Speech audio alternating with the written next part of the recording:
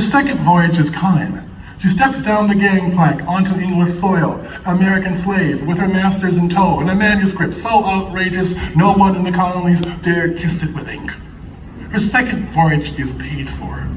The only thing that will bound her here are the 3 thoughts stitched into a spine. Here, the proof of her is no doubt. The arrow of the Lord wears Our Lady's crown and thrums the air with her rhymed liberation. The rich folk come from miles to touch the chattel hand that scratched out a book, to feel holy astonishment wash their ears. Dusky muse, wonder wheel, she speaks and her mind is fire. She speaks and mercy is a small, dark sparrow.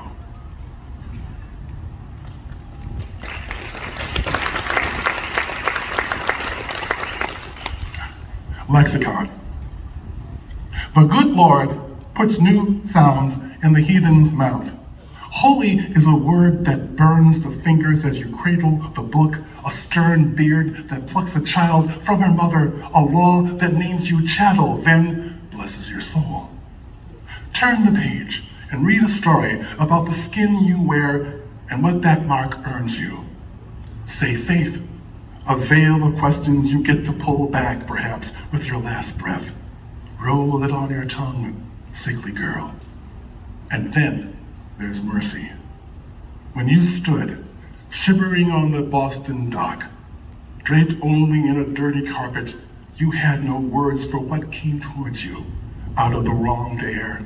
How your mind would lick that word like butter once you found it.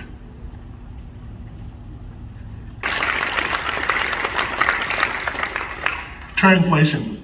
This is an epigraph from June Jordan. Come to this country a slave, and how should you sing?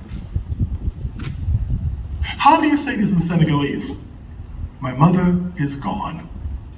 I dream my father calls my name, but I cannot fill his arms. The ship is a crazy beast. These irons cut my legs, and the air reeks of shit and piss. I am sick and thinning from hunger. What happens to me in this strange place? What is the tongue of this hostile tribe? New birds, cold air, narrow streets, hard and uneven to walk, slop and thirst on the tongue. If you scream your name and no one listens, if you yell where you come from and people stare through you, are you a girl or a ghost? What did Phillis tell the Wheatleys that first day with them? Clothes, they say. Broth, they sing. Soap and water to soothe whatever she babbles. 2 more from there, then we're going to close with some poems from Brutal Imagination. 3 more. The thing about Phillis Wheatley, and Rowan was talking about this briefly in our talk, it's about how people sort of like decide what she is and what she isn't, how good a poet she is, how bad a poet she is. Thomas Jefferson and Amir Baraka are both in agreement that Phillis Wheatley sucks. Each for various reasons, right? You know, for Amir Baraka, was that because she was, in his estimation, she wasn't militant enough, right?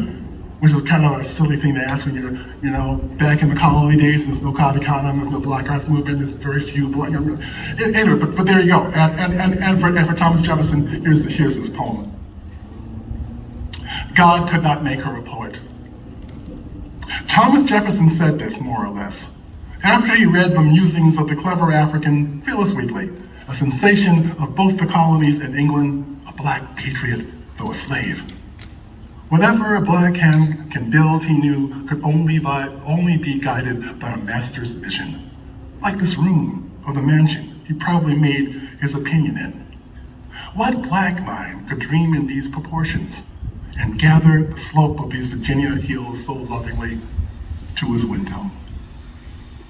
God could give her words, but the subtle turn, like giving a gull a sack of gold.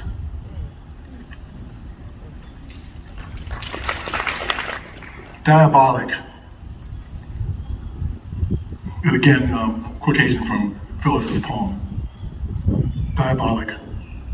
Their color is a diabolic dye. What they say they are, and what they actually do, is what Phillis overhears. It's like she isn't here.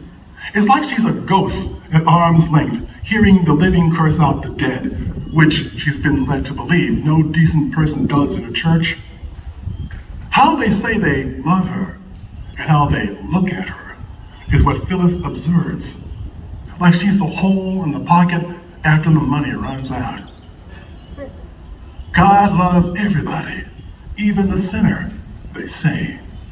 Even a mangy hound can rely on a scrap of meat scraped off the plate, they say. What they testify and what they whisper in earshot is as dark as her skin, whistled from opposite sides of a mouth. Is she the Bible's fine print?